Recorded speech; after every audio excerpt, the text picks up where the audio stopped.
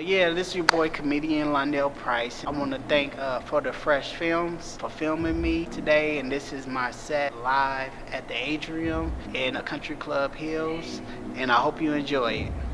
Okay, coming to the stage, very funny brother. He popped in. He was here earlier than me. Shit, so he definitely gonna go up. He's not from Chicago. He moved to Chicago. He'll tell you more about that. Funniest folks. Put your hands together for my boy Lonelle Price, y'all. Lonelle Price.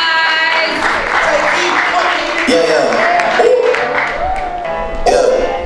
Six got block boy, six got block boy. Six got block boy, six got block boy. Yeah. 901 Shelby Drive, look alive, niggas What's up, y'all? I was in a Chinese restaurant earlier, and there was a dog in there just barking like. I was like, nigga, do you know you at? Nigga, you in the wrong side of town, G. Like, I don't know about y'all, but I don't trust Chinese food. Not just cause how it looks sometimes, just cause of the names they got. Like, think about the names, y'all. Like Mongolian beef. What that sound like? That sound like a smart nigga brain, don't it, G? Like, G, we ate the Mongolian part of his brain. They got minerals, protein, orange chicken. The chicken was still orange, G. It wasn't even cooked all the way, G. Come on, y'all. Think about it, man. All right, y'all ever been in like a ratchet Chinese restaurant? That'd be really awkward, G. Y'all ever been in one? Like, I went in one in Atlanta one time, and it was like a black Chinese chick in there. And like, you know, I went in there and like, I felt like she was baking my ass while she was taking my order and shit, G. Like, cause I walked in there, she's like, welcome to Black China. I am honey. I was like, you horny? She's like, no, my name's Honey. I'm like, okay. She's like, what would you like? I was like, man, let me get a egg foo young and a orange chicken. One orange chicken, one egg foo young for a broke boy. Look like he lives with his mama. This shit sounded so much better in my head, G.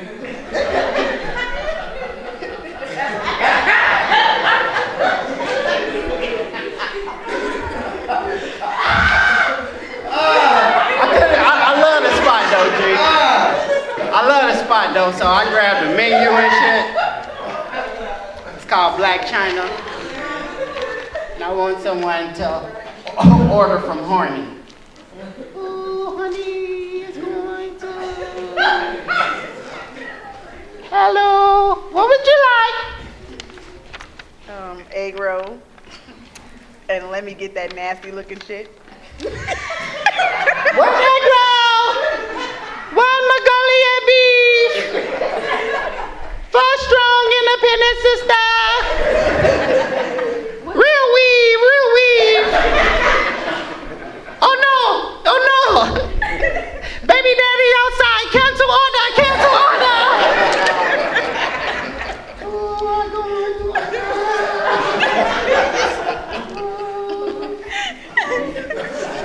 What would you like?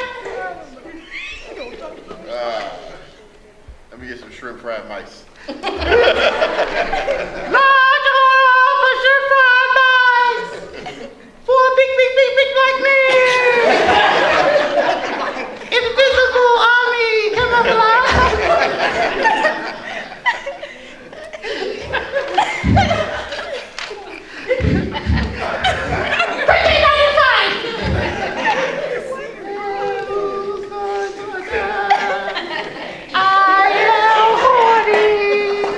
Oh, that's fun. What would you like? We're all chicken food. Give my gangsta homie egg roll. Just got out 2 weeks ago. On parole for stabbing a nigga. Oh no, y'all. Shit. Okay, one more order. Should I take one more order? Oh no. Let me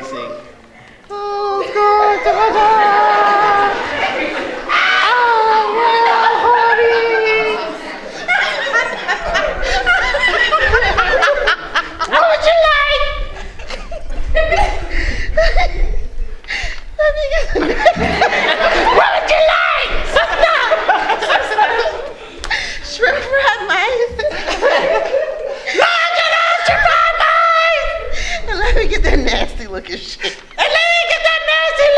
Mongolian beef, Johnny. Mongolian beef. Get it for sister. Hurry up. Tia tomorrow. Show got canceled 2 weeks ago. They never coming back around. $13.95. Fuck it, we gonna take another order. This shit funny. I ain't got no more written shit. Who's going to attack? I am horny.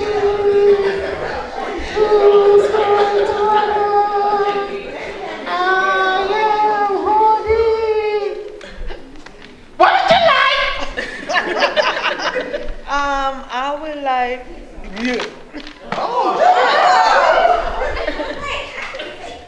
Strong and a bitty black woman. Want to give me some pussy?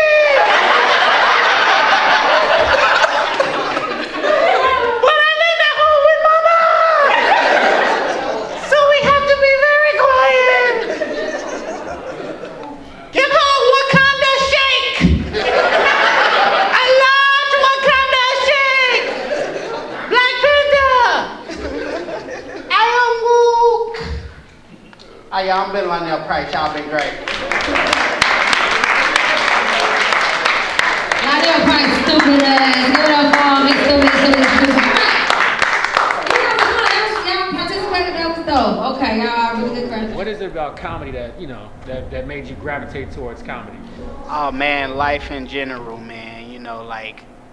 When you push to the edge, always just jump. Don't be afraid not to jump. That's what happened with me. I was truck driving out there on the road, and I'm like, man, life is better than this, and I know it is. So when I found comedy, that was like a bear discovering fish. It was beautiful, you know what I'm saying? And I've been doing it ever since. What was it that gave you the idea that this is something that you could do? My brother's failure. My brother tried out for comedy, and he failed. And he, basically went home telling me like, yeah, man, I did this, and they booed me. And I was like, you know what? I'm gonna give that a try. So I didn't just jump into it. I prepared for it. I'm like, y'all beat up my brother, so I'm gonna go ahead, get big, and do this. So I did it one night. I just jumped on stage, got up there, demolished. And I was like, you know what, this is for me, and it's just been good ever since. I did Chocolate Sunday in Los Angeles, LA, Hollywood. It was a dope experience. And I also did Ice House in Pasadena. That's a pretty dope spot because, you got people from all around the world. I also did the Comedy Store main room, which was next level. That had to be my biggest crowd I ever had. It was like about 400 people.